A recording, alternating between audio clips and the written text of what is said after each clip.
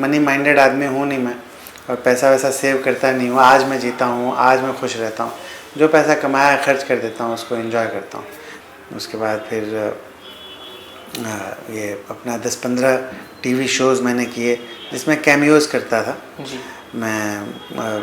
Continuity या character नहीं करता था। मुझे लगता था कि मेरा ओरिजिनल चेहरा अगर एक्सपोज हो गया तो फिल्म स्टार में बनना चाहता था।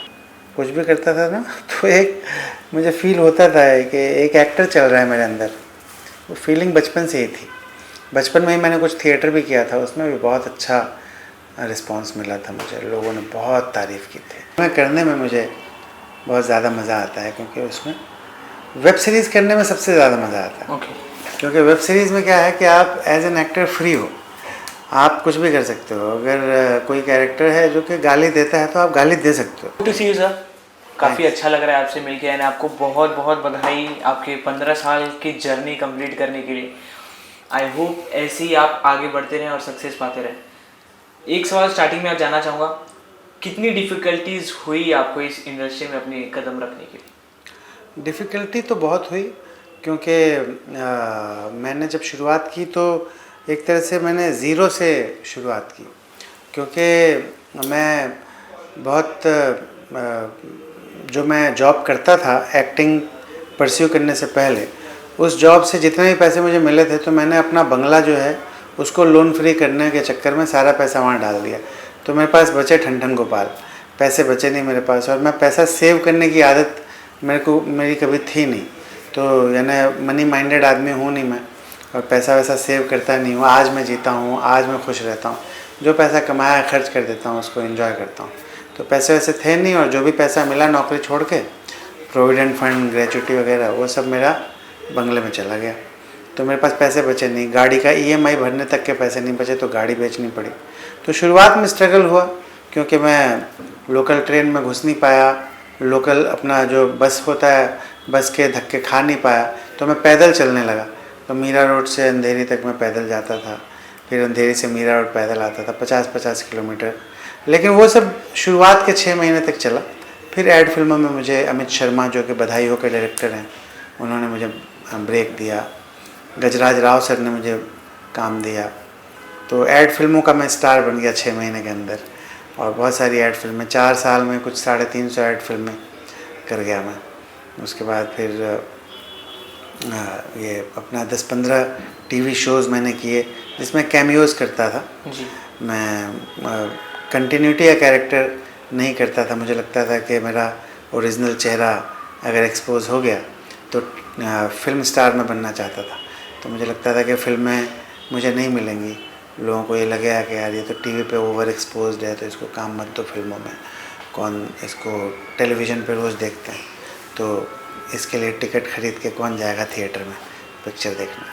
तो इसलिए कंटिन्यूटी या कैरेक्टर नहीं करता था मैं। लेकिन फिर सुशांत सिंह राजपूत का जब मैंने देखा कि पवित्र रिश्ता वो करते थे, टीवी एक्टर थे, मेन लीड थे, और अचानक फिल्म आई काय पोछे और वो फिल्म स्टार बन गए।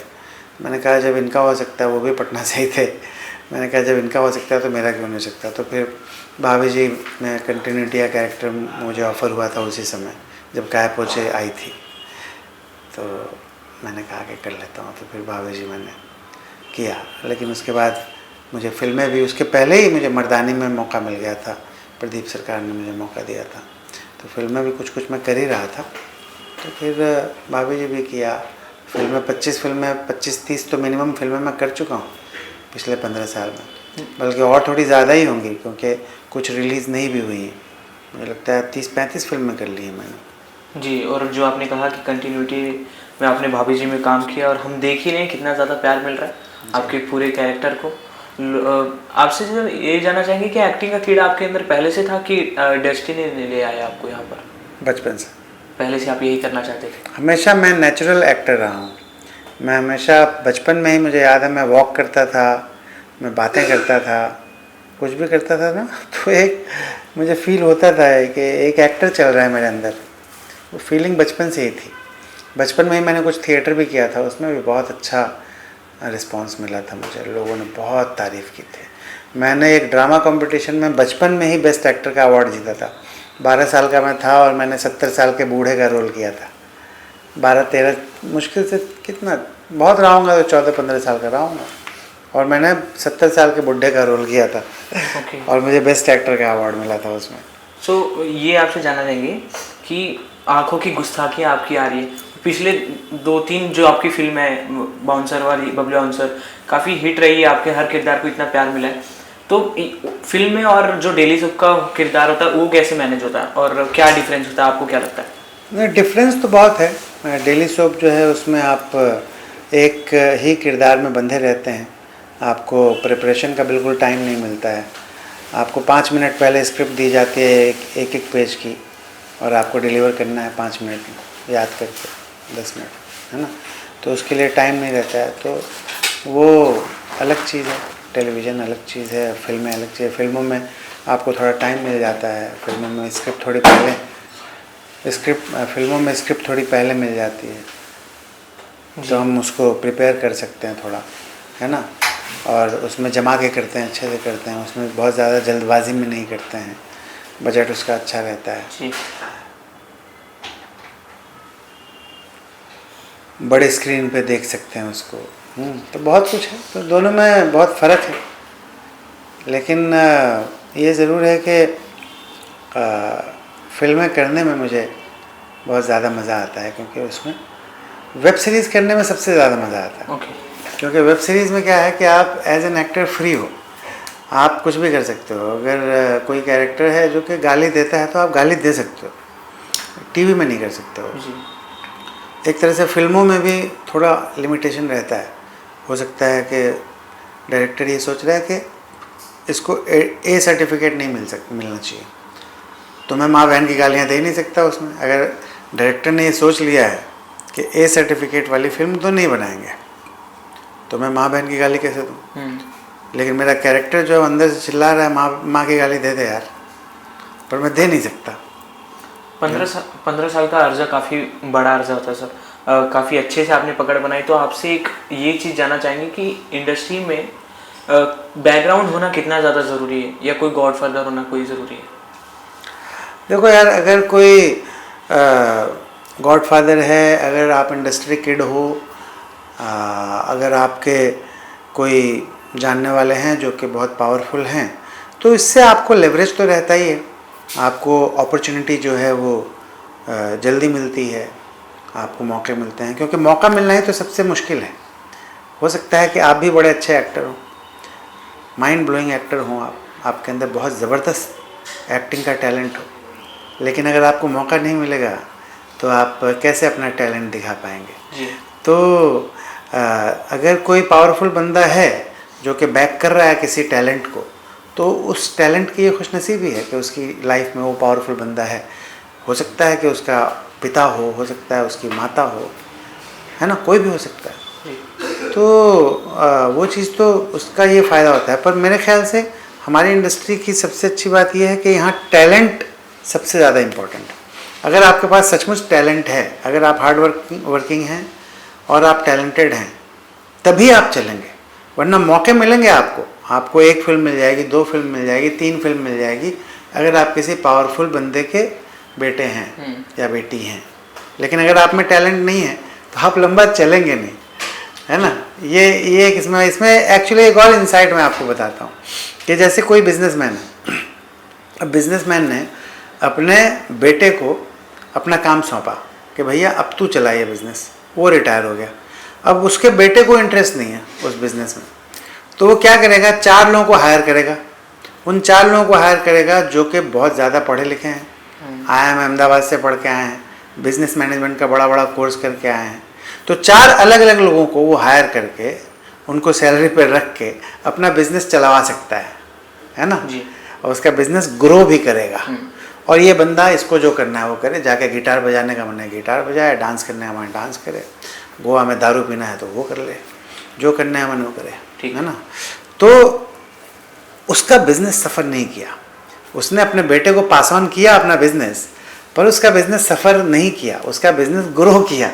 लेकिन एक्टिंग में ये है कि अगर कोई एक्टर है उसने अपने बेटे को एज एन एक्टर लॉन्च करने की कोशिश की, या कोई प्रोड्यूसर है उसने अपने बेटे को, या कोई डायरेक्टर है उसने अपने बेटे या बेटी को एज एन एक्टर लॉन्च करने की कोशिश की, तो उसको मौका एक दिया उसने। लेकिन अगर क्योंकि कोई दूसरा बंदा आके उसके लिए एक्टिंग नहीं कर सकता है ना, बिजनेस कोई दूसरा बंदा आके चला सकता है, पर एक्टिंग कैसे करेगा? एक्टिंग तो उसको खुद ही करनी है।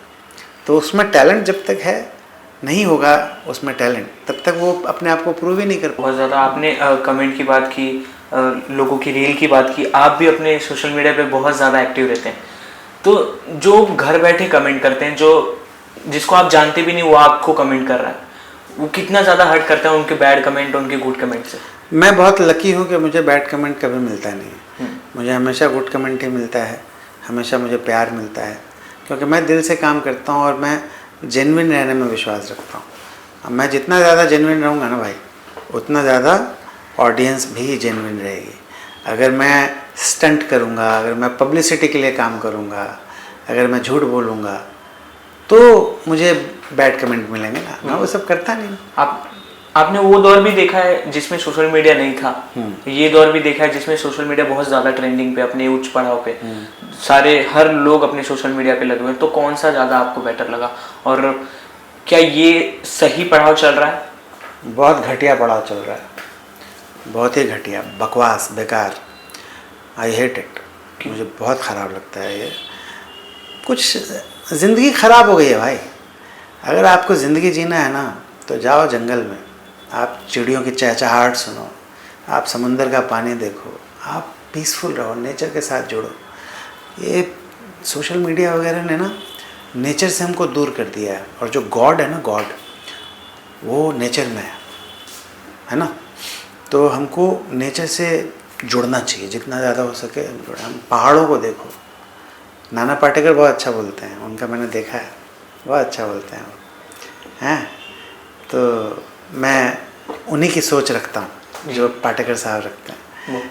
बहुत अच्छा। आई होप कि आंखों की गुस्ताखियाँ भी बहुत ज़्यादा सक्सेस हो, आपके किरदार को बहुत ज़्यादा प्यार मिले, अन्य किरदार जैसा। इसके बाद आपको कौन से कोई भी प्रोजेक्ट में देखने वाले हैं? आप मुझे आंखों की गुस्ताखियाँ के अलावा एक मस्ती फिल्म की है मैंने, मस्ती 4। उसमें मिलाप ज़वेरी डायरेक्टर हैं, इंद्र कुमार सर प्रोड्यूसर हैं, आफ्ताब शिवदासानी सर के साथ मेरा सीन हुआ है, मस्ती 4। उसके अलावा फर्स्ट कॉपी नाम का एक वेब सीरीज़ किया है मैंने, जिसमें गुलशन ग्रोवर सर हैं, रज़ा मुराद सर हैं, बड़े बड़े एक्टर्स हैं उसमें। ये हैं अपना मुनव्वर फारूकी सर हैं मेन लीड में। तो बहुत ही बढ़िया वो शो है, जो कि 90s में जो मूवी पायरेसी होती थी, उसका पूरा होम एंटरटेनमेंट का जो पायरेसी का पूरा चला था, है ना, वो उस पर बेस्ड है। वो अनटच सब्जेक्ट है, बहुत अच्छा है। उसमें मेरा प्राइमरी रोल है वो है। फिर से अपना सेक्शन 108 है, नवाजुद्दीन सिद्दीकी सर हैं उसमें, रेजिना कैसेंड्रा है, अरबाज़ खान है, मैं हूँ। तो वो भी बहुत बढ़िया फिल्म मैंने की है। तो ये सारे अपकमिंग प्रोजेक्ट्स हैं। बिल्कुल, बहुत अच्छा लगा सर आपसे ये सब जान के और आपसे बात करके। लास्टली आपके चाहने वालों से कुछ कहना चाहिए? मैं अपने चाहने वालों से यही कहना चाहूँगा कि प्लीज़ आप लोग खुश रहिए, क्योंकि जब आप लोग खुश रहेंगे तब अपने आसपास खुशियाँ बांटेंगे। और ज़्यादा सोशल मीडिया पे मत रहिए, थोड़ा दूर रहिए सोशल मीडिया से। हैं, अपने माँ बाप पे ध्यान दीजिए, अपनी गर्लफ्रेंड पे ध्यान दीजिए, बॉयफ्रेंड पे ध्यान दीजिए, और ज़्यादा सेल्फ़ी के चक्कर में मत रहिए। जितना ज़्यादा डिजिटल गैजेट में घुसेंगे ना, उतना आपकी ज़िंदगी घुस जाएगी। तो डिजिटल गैजेट से थोड़ा दूर रहने की कोशिश कीजिए। डिजिटल डिटॉक्स जो है ना, वो करने की कोशिश कीजिए। नेचर से जुड़िए, साफ़ सुथरे ढंग से रहिए, हाइजीन मेंटेन कीजिए, 7 घंटे नींद लीजिए बढ़िया से, अच्छे से। आउटसाइड फूड, जंक फूड वगैरह थोड़ा कम कर दीजिए, और खुशी खुशी अपनी ज़िंदगी बिताइए। और अगर फिर भी कोई पेनफुल सिचुएशन आ जाए तो मेरी तरफ बोल दीजिए, आई लाइक इट। क्या बात है, थैंक यू सो मच। और कुछ आइडिया वगैरह?